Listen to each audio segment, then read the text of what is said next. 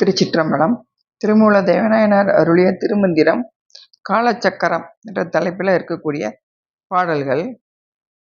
ஓவியமான உணர்வை அறிமின்கள், பாவிகள் இத்தின் பயன் அறிவார் இல்லை. தீவினையாம் உடல் மண்டலம் மூன்றுக்கும் பூவில் இருந்திடும் புண்ணிய தண்டே என்பது பாடல். ஓவியமான உணர்வு, அதாவது தியான நிலையில இந்த உயிரானது இருக்கும் பொழுது ஓவியம் போல அசையாம, மனசு அசையாம இருக்குமா. அதை அறிஞ்சிக்கங்க. அதை அறியாதவங்களெல்லாம் பாவிகள்னு சொல்றாரு. இத்தின் பயன் அறிவார் இல்லை. இந்த அப்படி தியானம் பண்றதுனால கிடைக்கக்கூடிய பயனை அறியாம இருக்காங்க.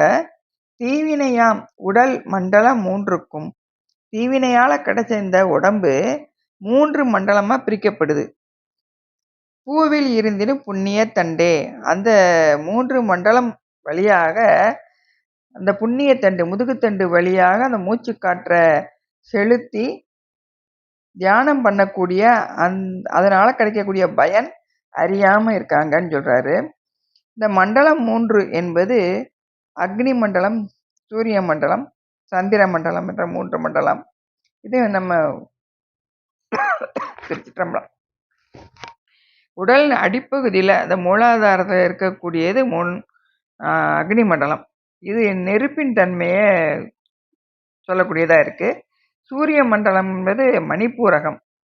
இது உடல்ல வெப்பத்தையும் செரிமான ஆற்றலையும் செய்யக்கூடிய ஒரு திறன் உடையது. சந்திர மண்டலம் அது அநாக சக்கரத்தில் இருக்கக்கூடியது. இது உடம்பு குளிர்ச்சியையும் அமைதியாகவும் இருக்கிறதுக்கு உதவி பண்ணுது.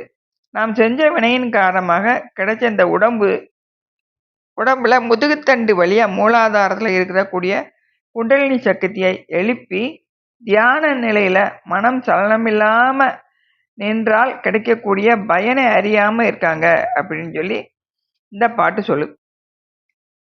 தண்டுடன் ஓடி தலைப்பெய்த யோகிக்கு மண்டலம் 3 மகிழ்ந்து உடல் ஒத்திடும். கண்டவர் கண்டனர் காணார் வினைப்பயன் பிண்டம் பிரிய பிணகுகின்றாரே.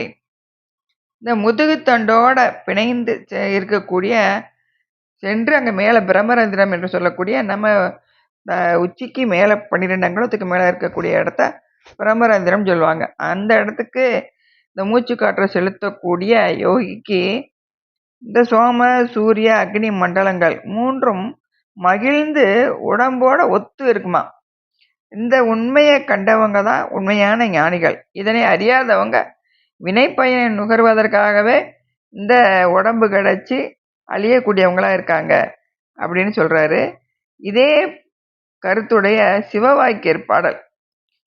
3 மண்டலத்திலும் முட்டி நின்ற தூணிலும் நான்ற பாம்பின் வாயிலும் நவின்றெழுந்த அட்சரம் ஈண்ட தாயும் அப்பனும் எடுத்துரைத்த மந்திரம் தோன்றும் ஓர் எழுத்துள்ளே சொல்ல எங்கும் இல்லையே. அதாவது சந்திரகலை, சூரியகலை, இந்த சுழுமுன நாடிகள் இந்த காற்றை, அதாவது இடது நாசி வலது நாசி வழியா போகக்கூடிய காற்றை நடுவில் சுழுமுனை நாடின்னு சொல்லி நம்ம மூலாதாரத்தில் இருக்க சக்தியை முதுகுத்தண்டு வழியா செலுத்தி மேலே ஏற்றக்கூடிய அந்த பாம்பு போன்ற சுருண்டு இருக்கக்கூடிய குண்டலினி சக்தியை ஓங்காரம் என்ற அந்த அகாரம் உகாரம் அந்த அட்சரங்கள் மூலமா நம்ம செய்யும் பொழுது அந்த மந்திரமே கடைசி இங்கிற கொடுக்கக்கூடியதா இருக்கும். அந்த ஓர் எழுத்துல தோன்றுவது தான் ஓங்காரம். அதை விரிச்சாத்தே அகார உகாரம் மகாரம் சொல்லுவாங்க.